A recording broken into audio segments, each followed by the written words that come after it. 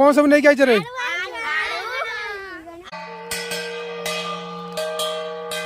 श्री जगन्नाथ कमंडलू रे भक्त मान को दर्शन देइछन्ति तो सुओ छुटिला परी आपण माने देखि पारुथबे भक्त मानकर वीडियो लागि रही तेणुक सी कहते कौन ना घटे घटे से तार शून्य घट मध्य विहार जिते अचल मो धन अचल मो मन अचल मो गर्भपण सबु जे अचल तुम्हें गुरुचल।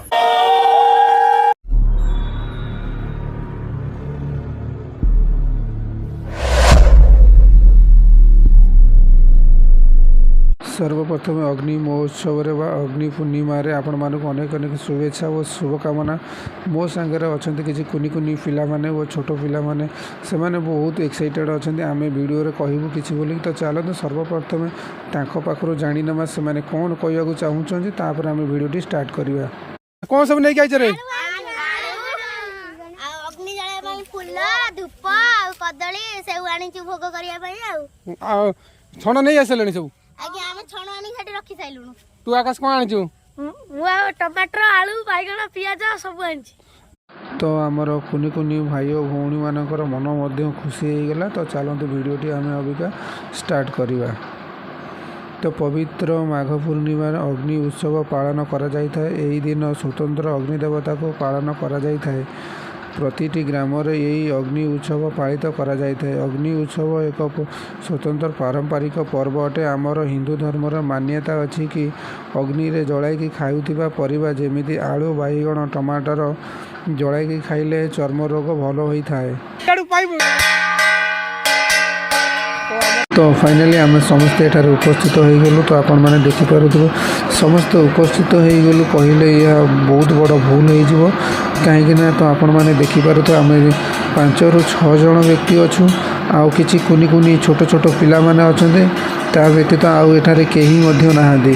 तो मु आ कौन कहि तो आपण मैंने निजे ही स्वयं देखिपे एठारे समस्ते छण आनिकी रखिदे कि निज निज काम व्यस्त हो चली जाइछन्ति। तो आज एड़े बड़ दिन रे तो आपण मैंने देखिपे स्वयं अग्नि देवता को प्रसन्न करने आमर दुख कष्ट यही अग्नि रे जलांजलि देकी आम किसी भगवान को पाख सुख शांति आशीर्वाद अग्नि देवता पाखर नवा आउ अग्नि महोत्सव चलतु एंजॉय करवा। तो पूर्वपुरुषर मान्यता अच्छी कि अग्निदेव जुआड़ को भी ढली थाए से दिगरे भल चाष होता है। यही अग्निर पाउंश नहीं कि आम जदि पीढ़ा उपर पकई था नकारात्मक शक्ति घर भीतर को प्रवेश करि न थाए से पाउंश को लेकिन आम जदि घर भाड़ी उपर जो धान जो रखी था तापर छिंचिले जहाँ धन धान्य परिपूर्ण होता है घर। तो संध्या समय घर दुआर मुहर गोटे बिड़ा छण आउ गदारू 3-4 बिड़ा छण नहीं आम यही उत्सव खुला स्थान रे पालन करिथाउ।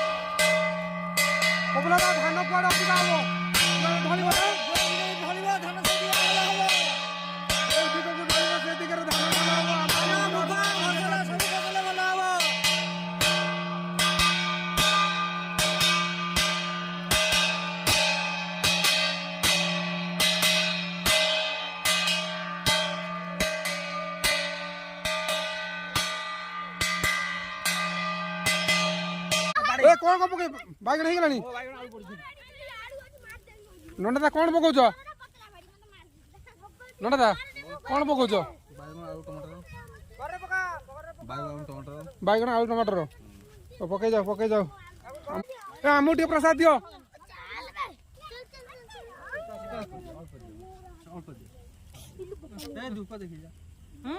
ଆମକୁ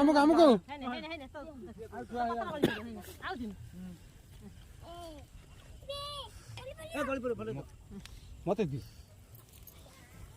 ସେବନ କରିନବା ପ୍ରସାଦ ସେବନ କରିଦେଲା ସବୁ ଛୁଆ। କଣ ପକେଇଛୁ? ଆଳୁ। ଆଉ କଣ ତୋର ଆଉ ବର୍ଷ ସାରା ଚର୍ମ ରୋଗ ହବ ନାହିଁ। ଖାଇଯା। ହଁ ଖାଇ ଯାଉଛି। ଆଣ୍ଟି ତ କୁଆଁପାଳରେ ଯଜ୍ଞ ଅନୁଷ୍ଠିତ କରାଯାଇଥିଲା। ସେଠାରେ ସ୍ୱୟଂ ଶ୍ରୀ ଜଗନ୍ନାଥ କମଣ୍ଡଳୁରେ ଭକ୍ତମାନଙ୍କୁ ଦର୍ଶନ ଦେଇଛନ୍ତି। କେତେ ଦୂର ସତ୍ୟ କେତେ ଦୂର ମିଥ୍ୟା ସେଠାକୁ ଗଲେ ଜଣାପଡ଼ିବ। ତ ଚାଲନ୍ତୁ ଯିବା। ତ ଆପଣମାନେ ଦେଖିପାରୁଥିବେ ସ୍ୱୟଂ ଶ୍ରୀ ଜଗନ୍ନାଥ ଗ୍ଲାସରେ ଆବିର୍ଭାବ ହୋଇ ଭକ୍ତମାନଙ୍କୁ କିଭଳି ଭାବରେ ଦର୍ଶନ ଦେଇଛନ୍ତି। ତ ଏଥିରେ ଆଶ୍ଚର୍ଯ୍ୟଜନକ କିଛି ନାହିଁ, କାରଣ ଭଗବାନ ହର ଜାଗା ମେ ହେ କନ କନ ମେ ହେ। ଯେଉଁଠି ଶ୍ରଦ୍ଧା ସ୍ନେହରେ ଭକ୍ତମାନେ ଭଗବାନଙ୍କୁ ଡାକିବେ ସେଠାରେ ହିଁ ଭକ୍ତ ଭଗବାନଙ୍କୁ ପାଇପାରିବେ। ତ ଆପଣମାନେ ଦେଖିପାରୁଥିବେ ଭକ୍ତମାନଙ୍କର କିଭଳି ଭାବରେ ଭିଡ଼ ଲାଗି ରହିଛି। ତ ସୁଅ ଛୁଟିଲା ପରି ଆପଣମାନେ ଦେଖିପାରୁଥିବେ ଭକ୍ତମାନଙ୍କର ଭିଡ଼ ଲାଗି ରହିଛି। ତ ବଡ଼ ବଡ଼ ୟୁଟ୍ୟୁବର ନ୍ୟୁଜ୍ ଚ୍ୟାନେଲ୍ ମଧ୍ୟ ଆସି ଏଠାରେ ବାବାଙ୍କର ଇଣ୍ଟରଭ୍ୟୁ ମଧ୍ୟ ନେଇସାରିଲେଣି। ତ ଆମର ଯିବାକୁ ସାହସ ହେଉନି, କାହିଁକିନା ଆମେ ଏତେ ଛୋଟ ୟୁଟ୍ୟୁବର, ଯାହାଫଳରେ କି ଆମର ଏତେ ଆଧ୍ୟାତ୍ମିକ ବିଷୟରେ ଏତେ ନଲେଜ ନାହିଁ। ତ ବାବା କିଛି ଇଣ୍ଟରଭ୍ୟୁ ନେବେ, ଆଉ ଆମେ କିଛି ଭିଡ଼ିଓ ସୁଟ୍ କରି ନେଇଯିବୁ ଯାହାଫଳରେ ଆପଣମାନଙ୍କୁ ଦେଖାଇବା ପାଇଁ। ତ ଚାଲନ୍ତୁ ବାବାଙ୍କ ଶ୍ରୀମୁଖରୁ ଏଠିକାର ବିଷୟ କିଛି ଜାଣିନେବା। ତ ଚାଲନ୍ତୁ। ଶ୍ରୀ ଶ୍ରୀ ଶ୍ରୀ ବ୍ରହ୍ମ ଅବସ୍ଥିତ ଆଶ୍ରମ ମା ଦକ୍ଷିଣକାଳୀ ପୀଠ କୁଆଁପାଳ ମାହାଙ୍ଗା କଟକଠାରେ ଆଜି ଏକ ଅଲୌକିକ ଦୃଶ୍ୟ ହୋଇଛି। ସେଥି ବାବଦରେ ଆମେ ମଠର ପୀଠାଧୀଶ ଅଜୟ ବାବୁଙ୍କ ଠାରୁ ଆମେ ପଚାରି ବୁଝିବା। ବା ପ୍ରଣାମ। ଆଜି ଏଇ ଯେଉଁ ପବିତ୍ର ପୀଠଠାରେ ଆଜି ପୂର୍ଣ୍ଣିମା ସଂକ୍ରାନ୍ତି, ଏଇ ଯେଉଁ ଦିନରେ ଆଜି ଅଲୌକିକ ଘଟଣା ଆପଣଙ୍କର ପୀଠଠାରେ ହେଇଛି, ସେଥି ବାବଦରେ ଆପଣ କିଛି କୁହନ୍ତୁ। ଜୟ ଗୁରୁଦେବ, ଜୟ ଗୁରୁମା, ଜୟ ଜଗନ୍ନାଥ। କହିବାକୁ ଗଲେ ମୋ ପୀଠ ନୁହେଁ। ସମସ୍ତେ କହୁଛନ୍ତି ଅଜୁଆଙ୍କ ପୀଠ, ଅଜୁଆଙ୍କ ପୀଠ। ଇଏ ଅଜୁଆଙ୍କ ପୀଠ ନୁହେଁ। ଏ ହେଉଛି ମୋର ପୂଜ୍ୟ ଗୁରୁଦେବଙ୍କର ଆଶ୍ରମ ଏବଂ ମୋ ଗୁରୁମାଙ୍କର ଆଶ୍ରମ। ଆମେ ଏଠି କେବଳ ଆଶ୍ରିତ ମାତ୍ର। ମୋ ଗୁରୁଦେବଙ୍କ ନିର୍ଦ୍ଦେଶ କ୍ରମେ ମୁଁ ଏଠି ମୋର କର୍ମ କରୁଛି। ମୋ ଗୁରୁଦେବଙ୍କର ମୁଖ ନିଷେଧ ବାଣୀ, ମୋ ଗୁରୁଦେବଙ୍କ ନିର୍ଦ୍ଦେଶ କ୍ରମେ ଏ କ୍ଷେତ୍ର ଉପରେ ରାହାସ, ନିର୍ବେଦ ଯଜ୍ଞ, ବେଦ କର୍ମ ଏ କ୍ଷେତ୍ର ଉପରେ ହେଇ ଆସୁଛି, ପ୍ରତିବର୍ଷ ହେଇ ଆସୁଛି। ମୋ ଗୁରୁଦେବଙ୍କର ନିର୍ଦ୍ଦେଶ କ୍ରମେ ପ୍ରତି ପୂର୍ଣ୍ଣମୀ ଦିନ ଏ କ୍ଷେତ୍ର ଉପରେ ଆହୁତି କରାଯାଏ। ଯେହେତୁ ଏ ନିର୍ବେଦ କର୍ମ ଭୋର 4ଟାରେ ଏଠି ଆହୁତି କରାଯାଏ। ଆଜି ଠିକ୍ ସେହିପରି ପୂର୍ଣ୍ଣମୀ ଏବଂ ସଂକ୍ରାନ୍ତି ପଡ଼ିଥିବା ସମୟରେ ଆଜି ସକାଳେ ଭୋର 4ଟାରେ ଆହୁତି କରାହେଇଥିଲା। এই ସନ୍ଧ୍ୟା ସମୟରେ ଯେତେବେଳେ ସେଠି ଆମେ ଆହୁତି ବା ଧୂପ ଦେବାକୁ ଯାଉ, ସେତେବେଳେ ଆମେ ଦେଖିଲୁ ଯେ ଗ୍ଲାସ ଭିତରେ ମହାପ୍ରଭୁଙ୍କୁ ଦର୍ଶନ ଲାଭ କଲୁ।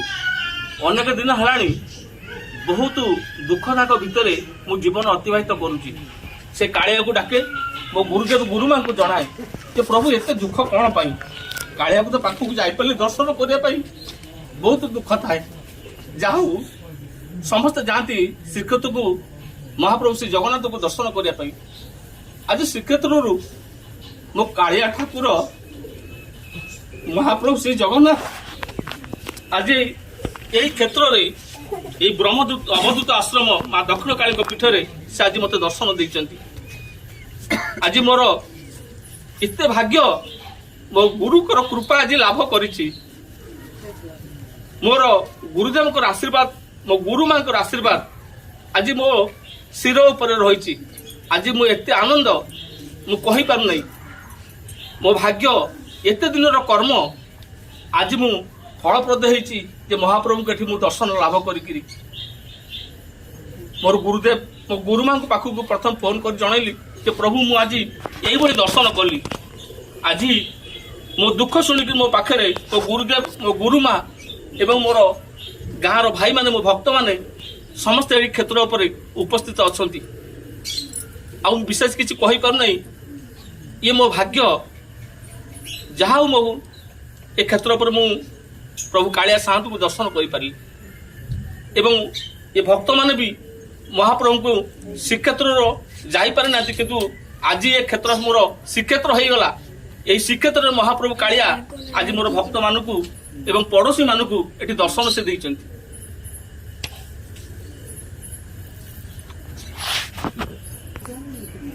ଆଜି ବହୁତ ବଡ଼ ଦିନ ଭାଗ୍ୟର କଥା।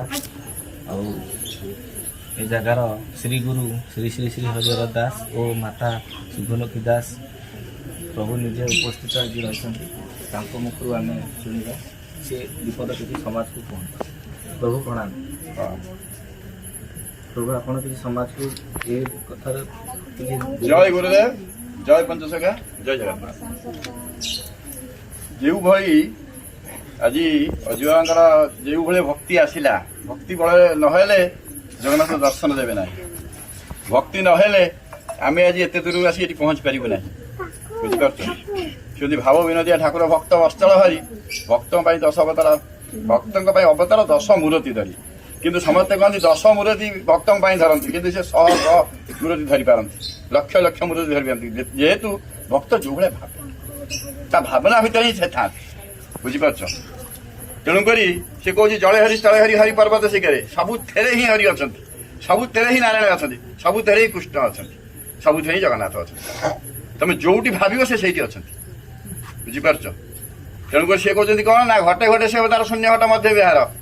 ଯଦି ଯୋଉଠି ଶୂନ୍ୟ ଘଟ ପଡିଯାଇଛି ତମେ ଭାବୁଛ ସେ ଘଟରେ କିଛି ନାହିଁ, ଯୋଉଠି କିଛି ନାହିଁ ସେଇଠି ସିଏ ଅଛନ୍ତି। ବୁଝିପାରୁଛ? ତେଣୁକରି ସେ ତ ସବୁ ଜାଗାରେ ଅଛନ୍ତି। ସେ କହୁଛନ୍ତି କଣ ନା କେତେବେଳେ ମତେ ଦର୍ଶନ କରିବୁ, କେତେବେଳେ ମୋର ଭାବ ଆସିବ ନା ଯେତେବେଳେ ଅଚଳ ମୋ ଧନ, ଅଚଳ ମୋ ମନ, ଅଚଳ ମୋ ଗର୍ଭପଣ, ସବୁ ଯେ ଅଚଳ ତୁମେ ଗୁରୁଚଳ। ଯେତେବେଳେ ସବୁ ସମର୍ପଣ ଭାବ ଆସେ, ଯଦି ସମର୍ପଣ ଭାବ କାହାର ଆସିବ ନା, ନିଶ୍ଚିତ ଏଇଭଳିଆ ଦୃଶ୍ୟମାନ ତାର ପୀଠ ମାନଙ୍କରେ ହଉ, ତା ଘର ମାନଙ୍କରେ ହଉ ଦର୍ଶନମାନ ହବ। ତ ନିଶ୍ଚିତ ସମସ୍ତେ ଦେଖିବେ, ଭକ୍ତମାନେ ବି ଦର୍ଶନ ଦେବେ, ଦେଖିବେ। ତେଣୁ ଆଜି ଏଇ ପୀଠ ଯେମିତି କହନ୍ତିନି କୁମ୍ଭମେଳା ଠାରୁ ମଧ୍ୟ କମ୍ ନୁହଁ, ଆଜି ଖଣ୍ଡଗିରି ଚାହିଁ ମଧ୍ୟ କମ୍ ନୁହଁ। ତେଣୁ ଶ୍ରୀକ୍ଷେତ୍ରରୁ ସହଜ କାଳିଆ ଆସି ପହଞ୍ଚିଛନ୍ତି। ତେଣୁକରି ସେ କଥା ନ କହିଲେ ହିଁ ଭଲ। ସେ ତ ସବୁ ଜାଗାରେ ହିଁ ଅଛନ୍ତି। ସେଇଠି ଥାଇକରି ମଧ୍ୟ ସେ 100 ରୂପ ଦେଖେଇ ପାରିବେ, ଲକ୍ଷ ଲକ୍ଷ ରୂପ ଦେଖେଇ ପାରିବେ, କିନ୍ତୁ ଗୋଟେ ଜାଗାରେ ଥାଇକରି ମଧ୍ୟ ଚନ୍ଦ୍ର ଭଳିଆ ସେଇଠି ଅଛନ୍ତି। କିନ୍ତୁ କୁମ୍ଭ ଭିତରେ ସବୁ ହିଁ ଦର୍ଶନ ଦେଉଛନ୍ତି ସମସ୍ତଙ୍କୁ। ଆକାଶରେ ଯେମିତି ଗୋଟିଏ ଚନ୍ଦ୍ର ଅଛି, ସେ ପୁଣି କୁମ୍ଭ ଭିତରେ ଲକ୍ଷ ଲକ୍ଷ, କୁମ୍ଭ ଭିତରେ ପୁଣି ଲକ୍ଷ ଲକ୍ଷ ରୂପ ଦେଖେଇ ପାରୁଛନ୍ତି। ସେମିତି ଆଜି ସେଇଭଳିଆ ଗୋଟିଏ ଜିନିଷ ଗୋଟିଏ କୁମ୍ଭ ଭିତରେ ସେ ଦେଖେଇଛନ୍ତି। କିନ୍ତୁ ସିଆଡ଼େ ଜଗନ୍ନାଥ ଜଗତରନାଥ ବଡ଼ ଦେଉଳରେ ଅଛନ୍ତି, ସିଆଡ଼େ ମଧ୍ୟ ଇଏ ନିର୍ବେଦ କୁଣ୍ଡ ଭିତରେ ମଧ୍ୟ ଅଛନ୍ତି। ସେ କୁହନ୍ତି ମୁଁ ସବୁ ଜାଗାରେ ଅଛି, ସବୁ ଜାଗାରେ ଭରପୁର ଅଛି, ମୁଁ ସବୁ ଦେଖୁଛି। ବୁଝିପାରୁଛ? ତେଣୁକରି ତମେ ଭାବୁଥିବ ଯେ ସେ କିଛି ଦେଖୁନି, କିନ୍ତୁ ତାର ସେଇଥିପାଇଁ ସେ ଦେଖୁଛି ବୋଲିକି ତା ଆଖି ବନ୍ଦ ନାହିଁ, ପଲକ ନାହିଁ। ତେଣୁକରି ଚକା ଆଖି ହଉଛି ସାର, ଆଉ ସବୁ ନାଁ ରଖା। ତେଣୁକରି ଆମେ ସବୁ ଭୟ କରିବା ଦରକାର। ଭୟ କଲେ ହିଁ ଭକ୍ତି ଆସିବ, ଭକ୍ତି କଲେ ହିଁ ଏ ଜିନିଷ ଦେଖିପାରିବ। ଆଉ ଯାହା ହଉ ଆଜି ଶ୍ରୀ ଗୁରୁଙ୍କ ମୁଖରୁ ଶୁଣି ଯାହା ହଉ ଆମେ କିଛି ଶିଖିବାକୁ ପାଇଲେ। ତେଣୁକରି ସମସ୍ତେ ଖାଲି ଏମିତି ଭକ୍ତି କରନ୍ତୁ, ଗୁରୁଙ୍କ କୃପା ବର୍ଷା ଖାଲି ସମସ୍ତଙ୍କର ଅଜାଡ଼ି ହେଇ ପଡୁ, ସମସ୍ତେ ହିଁ ଦର୍ଶନ ମାନ ନିଶ୍ଚିତ ହେବେ। ଆଉ ଠାକୁରଙ୍କର ଜିନିଷ ମାନେ ଆଶୀର୍ବାଦ ପାଇଲେ ମୁକ୍ତିର ବାଟ ନହେଲେ ମଧ୍ୟ ଦର୍ଶନ ତ ନିଶ୍ଚିତ ମିଳିବ।